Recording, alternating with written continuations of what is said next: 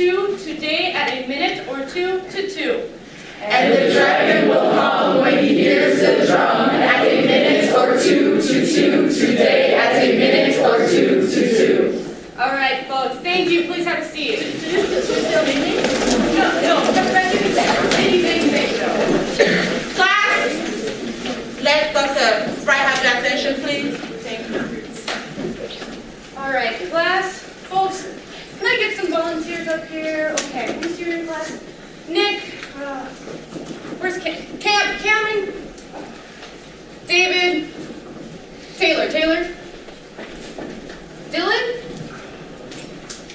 Okay, folks, now this exercise is all about embodiment. We're going to start with a phrase. The phrase is millennial. All right, where's our Allie, okay. Here's our grad assistant, Allie. Oh, she's just wonderful. Let's give her a round of applause.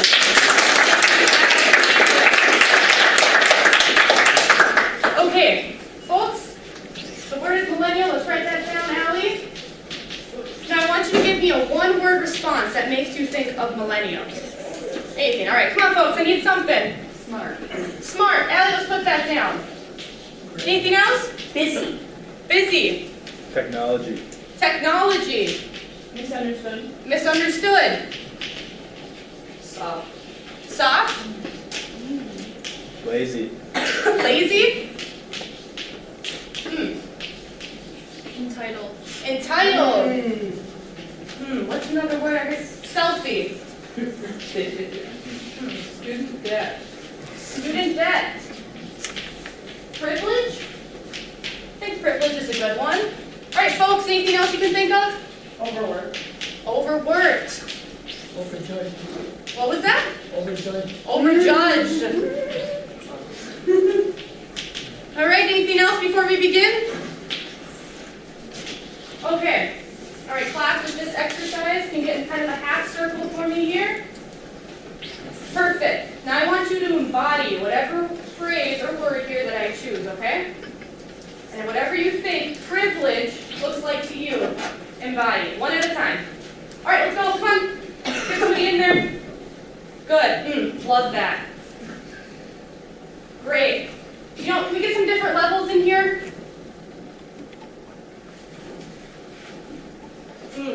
These are all great performance choices. Do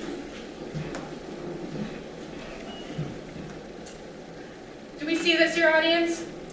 What does this look like to you? What comes to mind? Fascinating. Fascinating? Anything else? Complex. Complex. Folks, anything else you'd like to add? All right, you can relax. All right, class, we're going to do another word. At this point, if anybody else would like to get up here and join, you're more than welcome. Anybody? Feel free. Okay. Let's do selfie. All right, begin.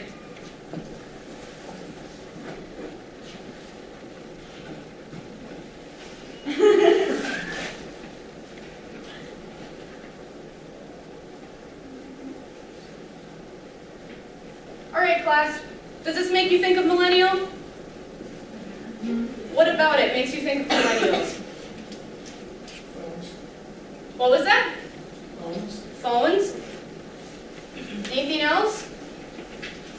Self-absorbed. Self-absorbed. Good. Allie, anything you want to add to this?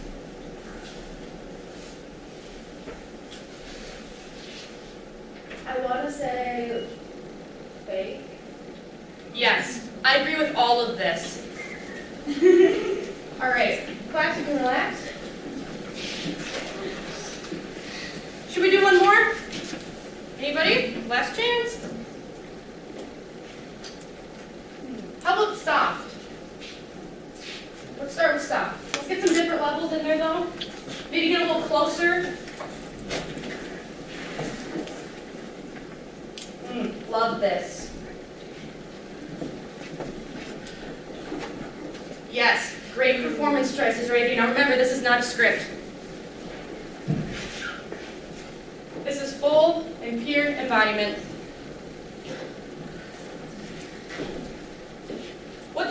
What makes you think of this right here? What comes to mind with this performance choice? Class, anything? Carrie, Professor Bassi? Everyone's hunkered down. And they're all Okay. really close to each other. What do you think this has to do with being a millennial? You're on the bottom. Feeling on the bottom, is that what you said? Yep. Feeling at the short end, kind of, as a millennial, right? Anything else on this side of the class? Goes along with misunderstood. Love that. All right, you can relax. You can actually take your seat, too. Thank you.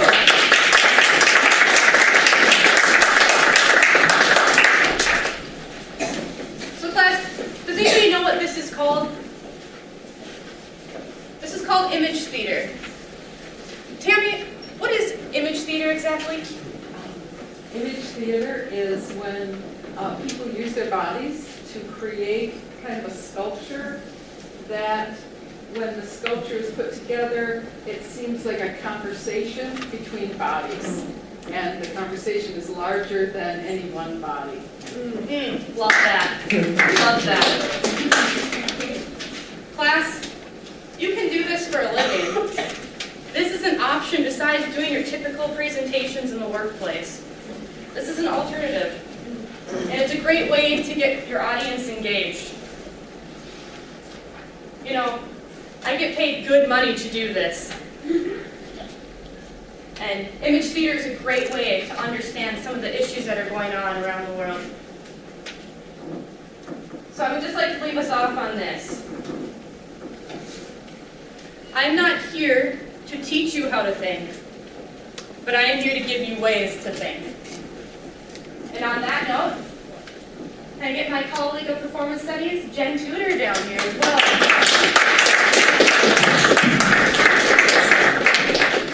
Hi, everybody.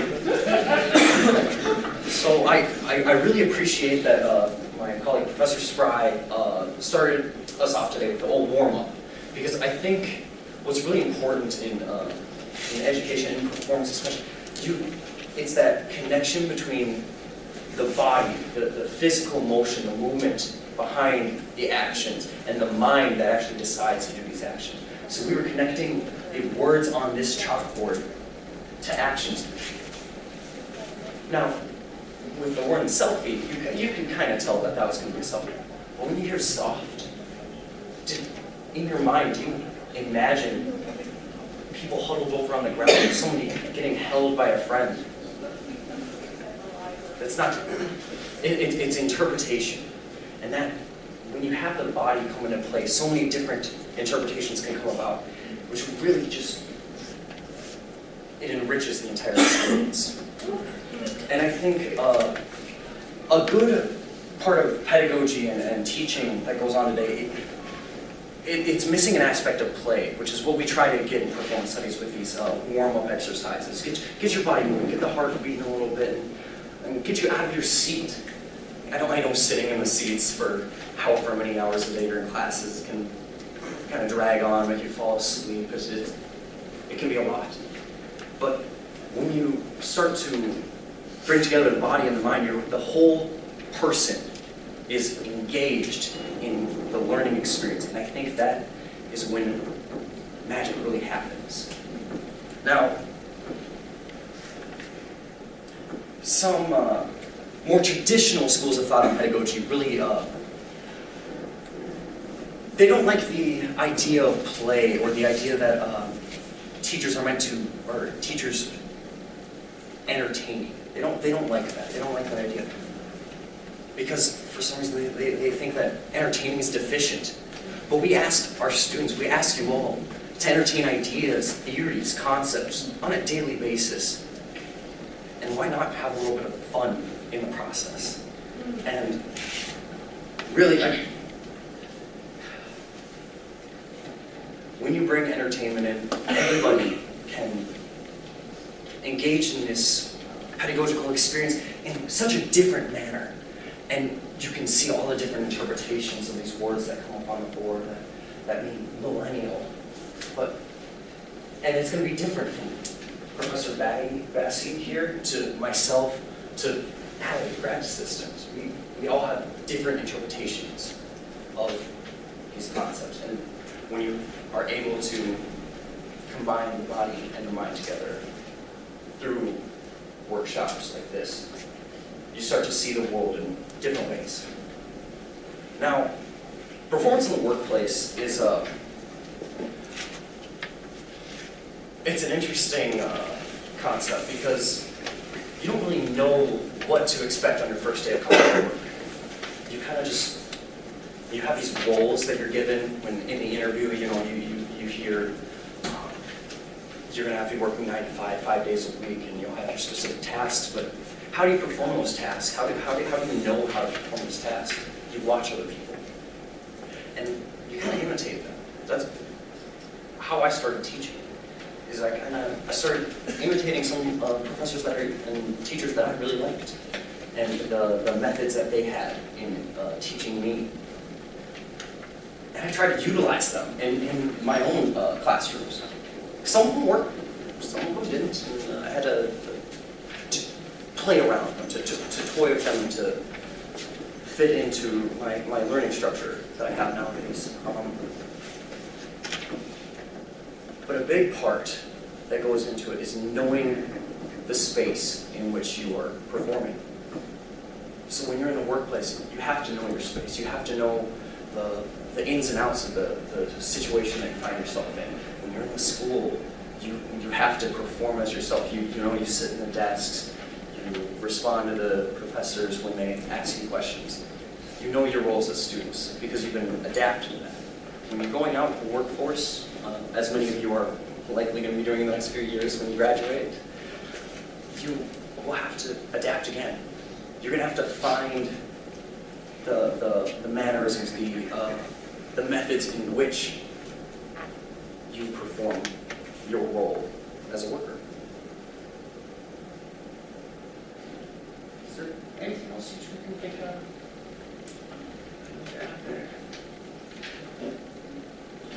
Professor Bassi? Yeah. Wow, class, let's give a hand to Dr. Scott.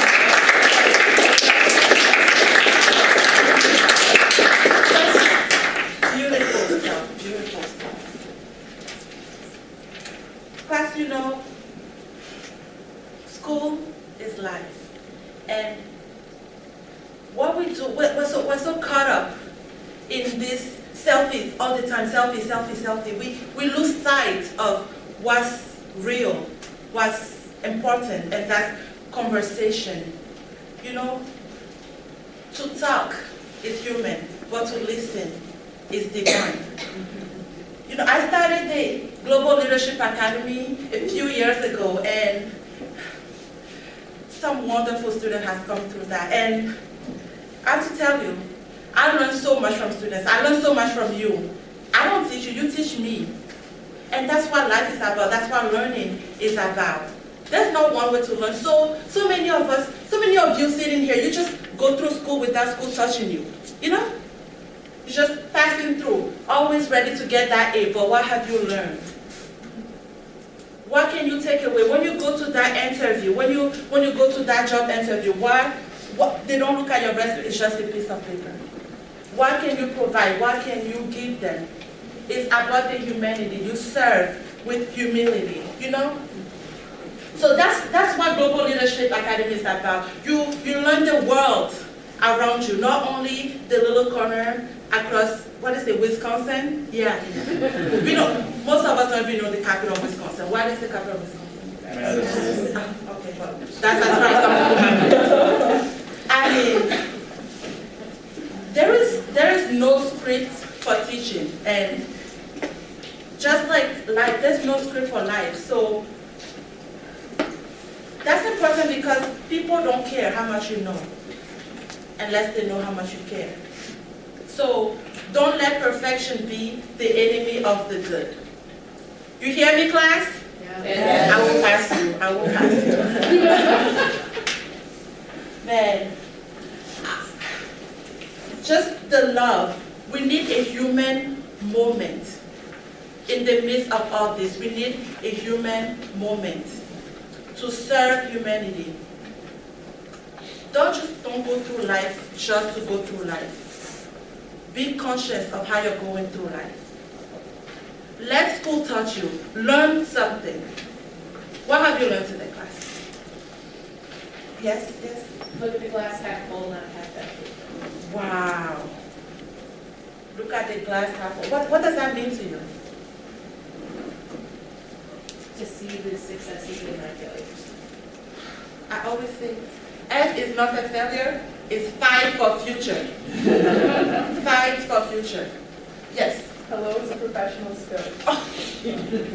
That's the first thing at the interview. If you don't say hello, just go home. Hello is a professional skill. Anybody else? Yes. Life is an attitude, have a good one. Wow. Life is an attitude. The way you treat people is how they're gonna treat you. Life is an attitude. Have a good one. You know, some people they don't even smile. They smile once a year. They're like Mona Lisa. You know, smile. Be joyful. Yes. You are killing it. Thank you. I'm a humble man.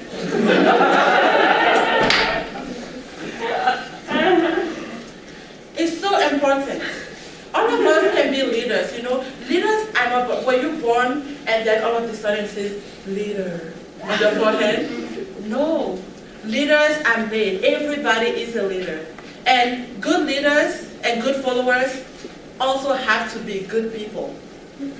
It's the love for humanity. What else have you learned today? Anybody else? Yes? To learn is to listen, and to listen is divine. Wow. Beautiful. I'm learning so much just from you guys. Wow. You know, if you have learned anything today with what Dr. Price and what Dr. Tudor said, take away. The future is not a place we go to. It's a place that we create.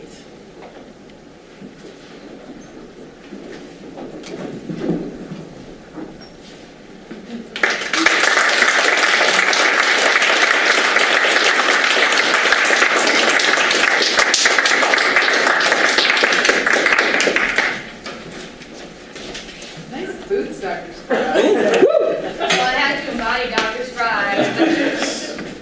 Love those shoes. Everyone! Okay, I just have to, let's just, one more time.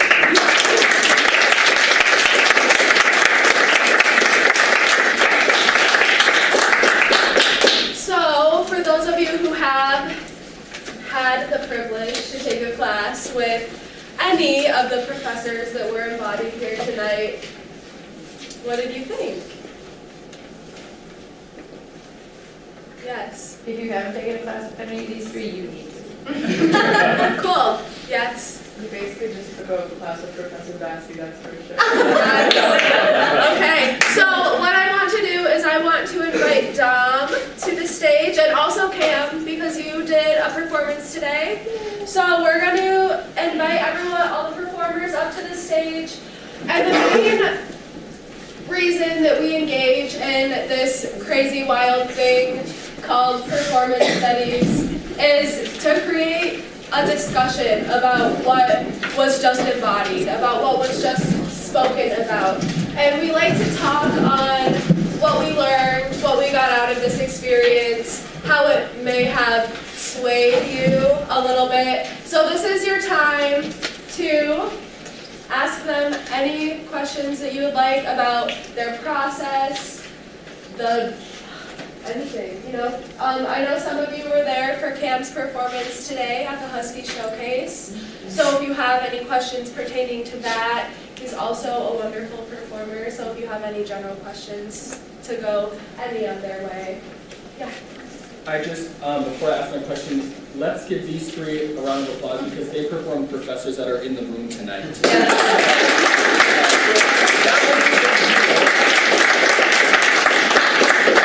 For you three, what was it like trying to embody not only a professor, but I guess the essence of your education? What you've learned thus far, what was that like for you? Well, I'm just going to put a plug out there for the communication department. It is not like any other class I've ever taken. Communication courses are just amazing. You don't sit in rows, you sit in a circle, you have conversation, you engage with each other. Discussion is everything in the communication department. Even if you have your major to clear, think about a minor because it's wonderful and you make really great connections in this major and minor as well. As far as my education, I've learned so much from the professors in the communication department. They teach you just all the different things you can do with communication and performance, and it's wonderful. It's a great experience. College is fun. Enjoy it while you're here. That's all I have to say. Well, yeah, it was terrifying. Exactly. That's exactly what I was going to say. Because I called him and he's like, what? And I'm like, yeah, but it's gonna be fine. So, but as far as education, I wish that I had taken a communication class early on in my college career. Like, I feel like I wasted a couple of years in college until I found what I was like. Communication has, it like legitimizes everything that I'm passionate about, everything that I want to put out there, everything that I want to be. That's what communication does for me. So just figuring that out and, you know, applying that to my everyday life, it has been like, wow. Yeah, so like Elsie was saying before, it was terrifying to be a professor. Love you, Jen. It's just still it's still terrifying to have you judge me there too. I'm not even that. Terrified for us. We thought about that. Yes, we did.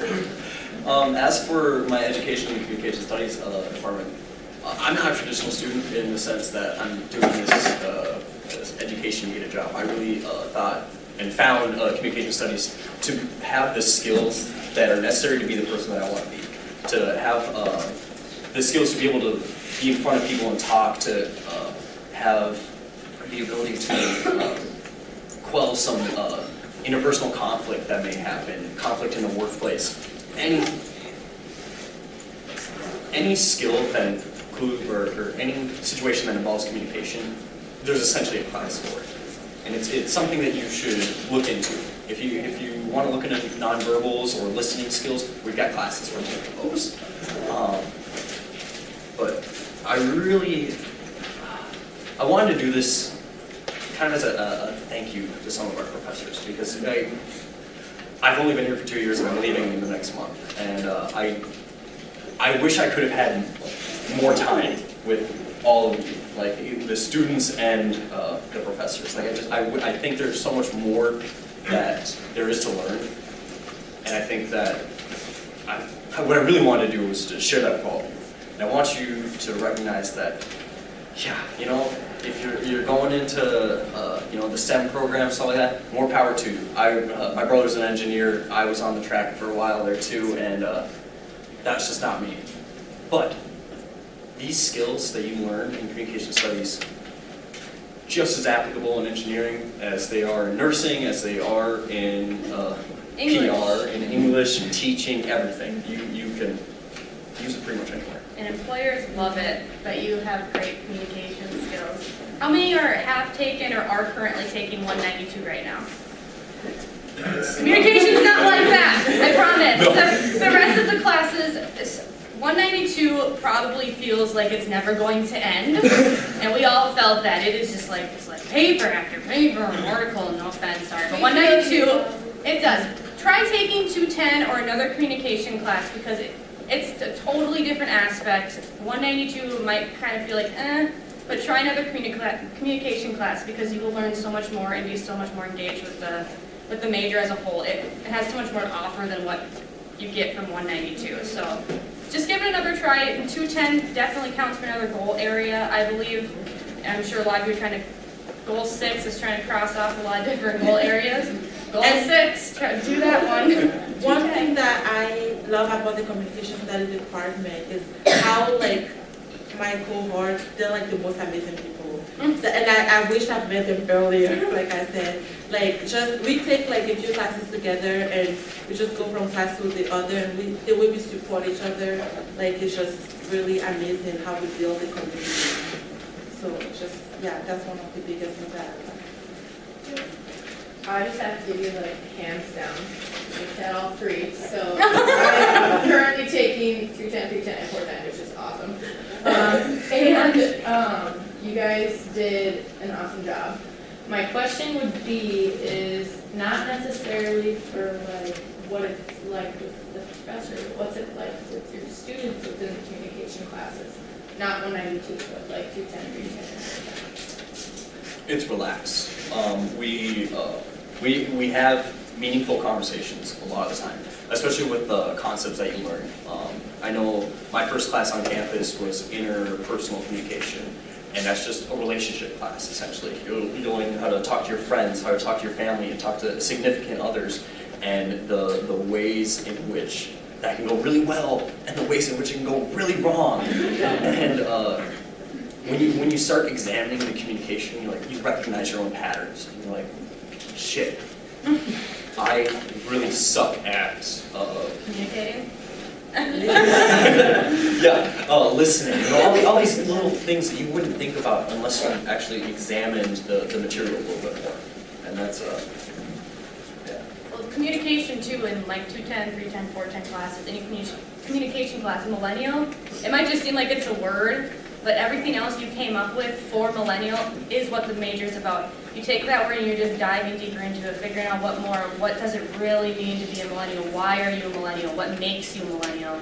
The whole department is just really about digging deep and trying to figure out who you are along the way too, which is awesome. Yeah, I was gonna say self-discovery is like one of the biggest things, because even with the interpersonal communications class, you learn how you interact with others, like what your triggers are, how you how you are during confrontation, and how, like, what makes it escalate, and what, like, this, whatever it is that you learn about yourself, and then you learn how to communicate with others. Because there's no one way, like the way I communicate with Paige is not the same way. I might communicate with Mac or like whoever, my mother or whoever. So just the way people receive communication, like receive, interpret it, that you should know that. And that's what employers are looking for. Like you don't have, especially if you're like in HR or something like that, you need to interact with different types of personalities, So you can communicate with someone the same way you communicate with the other. You need to learn how they're different, how they learn, how they listen, how they talk, so you can be effective. Yeah, my question's for John. You talked about credibility. How do you build like your own credibility without making it seem so like fake? Okay, so it's kind of different for both my work. So let's talk about my formal side first.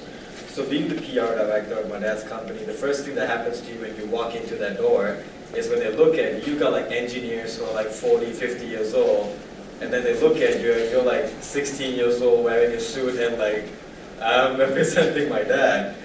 First thing they'll ask is, what do you know about engineering? Because to them, they can't seem to be able to draw that line between being an engineer and being a communicator. Because for them it's that because I'm not an engineer, I'm not credible enough to speak to them. So in that sense, you see, if I just tell them I'm just here to represent my dad, it's not going to work. They're not going to believe me or say that I'm so credible. So what you have to do is, I told my dad to teach me everything that he knew about that product. So I had to learn. So since I'm not an engineer, I had to learn everything about that product. How does its electronic components work? How does the thermostat work? How does all the sensory that comes with the product work? And so I can explain it, I can talk about it, and I can then be credible in my formal side. And for my informal work, which is working in a club, that one it's more about public image, I would say. You really have to get the crowd to like you. So the more the crowd likes you and the more that you're able to entertain your crowd, that makes you more credible in the form of being an MC. Because being an MC, the amount of money that you get paid or what keeps you from not getting fired is basically just how well can you entertain the people in the club. Can you do it all night, or are you only good for like 10, 30 minutes, kind of a thing. Cam, what outcomes have you seen from your advocacy? I mean, I really want to get in front of a room of athletes one of these days. I actually should try and talk to the athletic director one of these days because. Can you just give a thumbnail of what you did? Yes. So this afternoon and a few months ago, if you attended the Exploring Identity happening that we had, I did a performance that was advocating for athletes who have been through a lot of trials and tribulations throughout their athletic career, and has led to issues with mental health. I have personally gone through it, and I also examined two other scenarios. One was about a college football player from the 90s, Tom Marinovich, who was bred to be this perfect athlete, who really kind of, his athletic career didn't really take off to where he kind of didn't know what his identity was, which led to some negative things happening in his future. And then I also covered the horrible circumstances that have happened with the victims of Larry Nassar, who sexually assaulted countless young women, both in Michigan State and through USA Gymnastics, among other things. And it's difficult to really analyze because you're going to a dark place, not only within yourself, but in just other people who you know have just been through hell and back. Some people still are just trying to figure out what's next. And the advocacy part that I touched upon towards the end of my performance is one sliver of light at a time. And one sliver of light is either, for my circumstances, it was just finding greater appreciation in other parts of my life. Same thing with Tom Marinovich, trying to reconnect with his father, who was training him to be this perfect athlete. For the victims of Larry Nassar, it may be a little bit harder, but that's where other athletes can come in. And it doesn't just stop at athletes, it's, everyone around athletes, friends, family, coaches. It's, coming together as one to build a global team. Brothers and sisters looking out for each other to make sure that no one really has to face that darkness alone. And I do really want to bring that to fellow athletes, because I know that they're there. I've been there. To a degree, I still am there, because even though I'm not competing anymore, there's still an aspect of me that wants to compete but doesn't really know how to. Part of me, doesn't really know what's next. But I think more I help people. I think that's my step, is just helping people. That's my next step, is just helping others, get through their struggles. So. Any other questions? Yeah. My question's for Dom. How do you put yourself into the different performing styles, when you're trying to be professional or when you're trying to be casual? Do you go over anything in your head, or do you just kind of jump into it?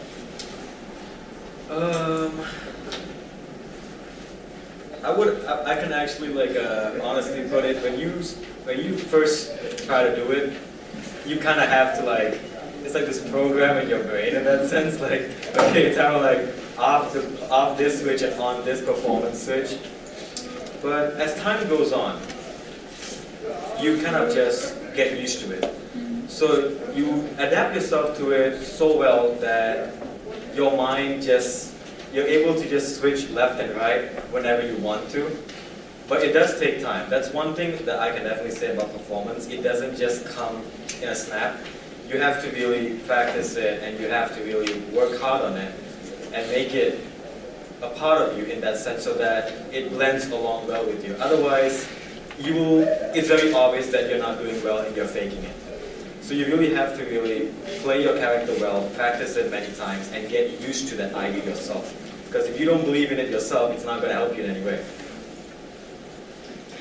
Yeah. I think you were just talking about time. I've been curious, how long have you guys been doing this? Because you're all pretty good. 2.5 years, I think. 7 months. Yeah.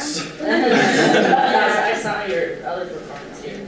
That was good. And even with Cam's only being 7 months, that's just practice. It's practice, practice, practice. Anyone can do this. That is why, if you want to explore this major and you feel like this is cool, but you feel like you can't do it, you totally can do it. I don't care what you look like, who you are, what your major is, anyone can do this. It takes hard work and commitment to your words and dedication to the script and the choices that you make, but you can all do this. And it's something that you don't have to get a degree in, but it's employed throughout your everyday life without you even realizing it. And it's already happening. The way I look at it is we already do this, but we don't know that we do this. But it's just the difference is now we're conscious of the choices that we make while doing it. Because if you think about it, you're not the same person that you are with your friends. You're not that same person at work. You have to put on that performance part of you and be like, okay, I'm at work, I have to act professional and everything that comes with it. So I think the difference is just realizing the consciousness of part of it, you are doing it. So it's not so far off that no one can do it. We're not, professionals. Yeah. Every single one of us is an amateur except for Dom, technically. I've been doing this for 5 years. And you don't have to change your major. Start with the performance club, which is who we are. Even if next semester it's something you just want to try, or just try something else, why not? That's what college is for. And we learn from each other. We're very supportive. You come with this script and you're like, okay, I have this and I have this idea. What do I do? And someone's like, oh, why don't you try this? Okay, that's cool, but why don't you add this? And then before you know it becomes this amazing thing what can perform. Just the things with the lights, all those things, a little, move your chair from this part to the next part. It makes the whole performance, So. Yeah, with Cam's performance in particular, I remember him coming up to me in January, I think it was, in late January. He said, I've got this idea for a performance. I don't know exactly how I want to do it. You had just seen Creed, right? Yes. The movie Creed, and he decided that the shadow boxing was kind of something that he wanted to go with. So you made a mind map, right? Yeah. Yeah. It was just like some of my pictures, so yeah. Just little things. It's a process. And, we say trust the process in this a lot. Really, you just got to keep working at it. You get words on the page, and those words will eventually come out of your mouth, and then with those words, you'll be embodying whatever you need to get your point across on the stage.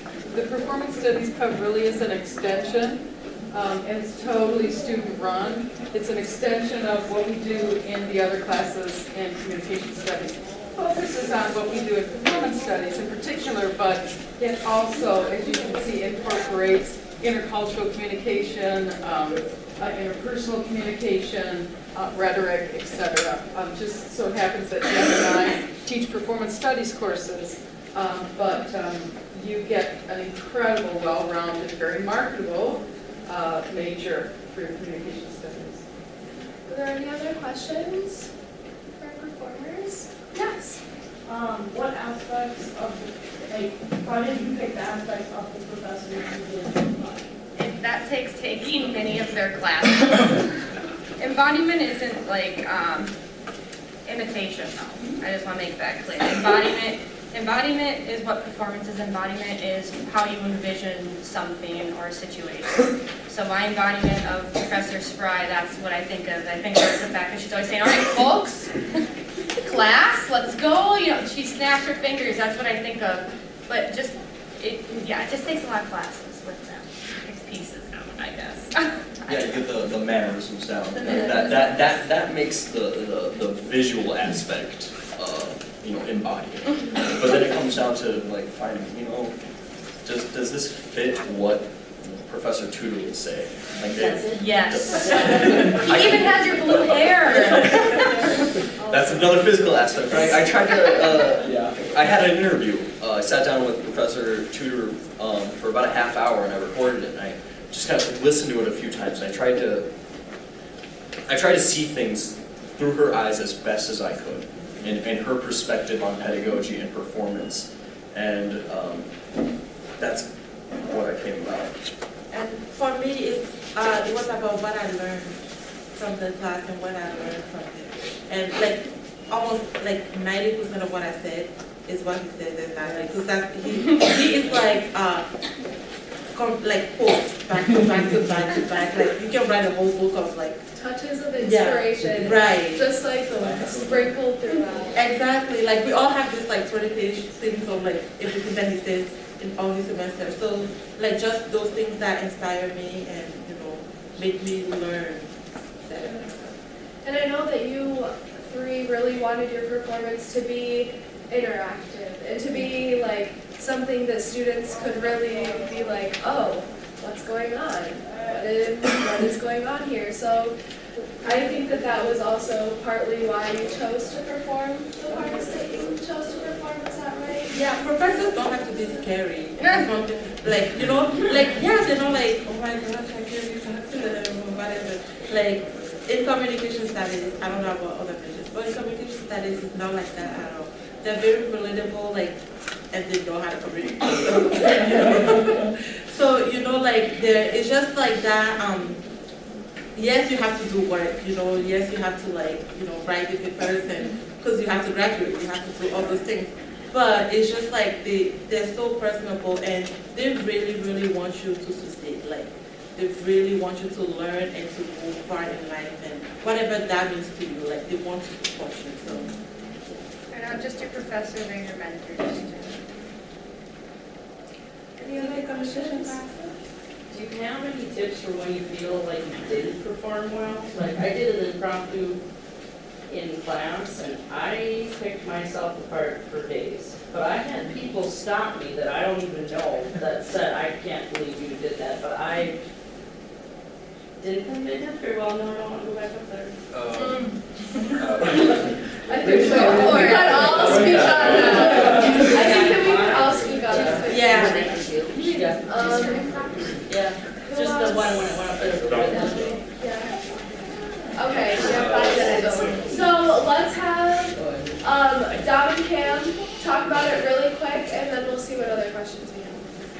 Okay.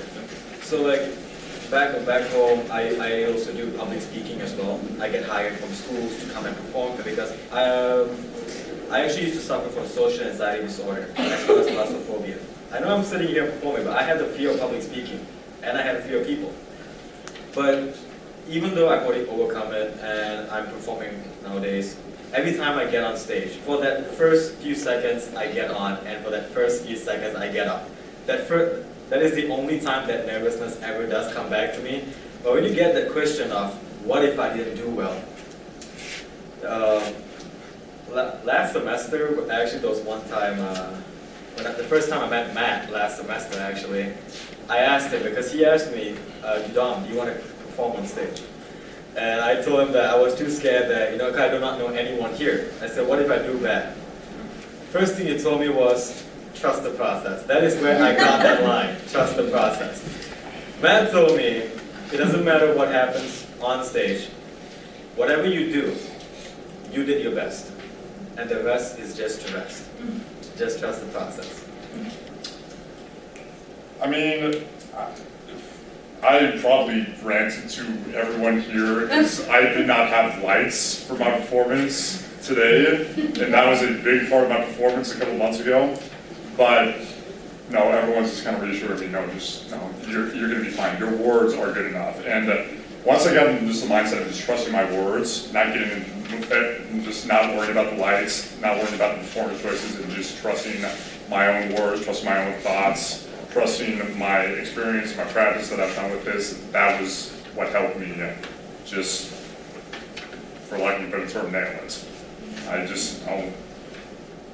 If you have trust in yourself, you're going to be fine. So I want to flip it a little bit. Any comments for our performers? Just really quick. Anyone want to make comments for them? Yes.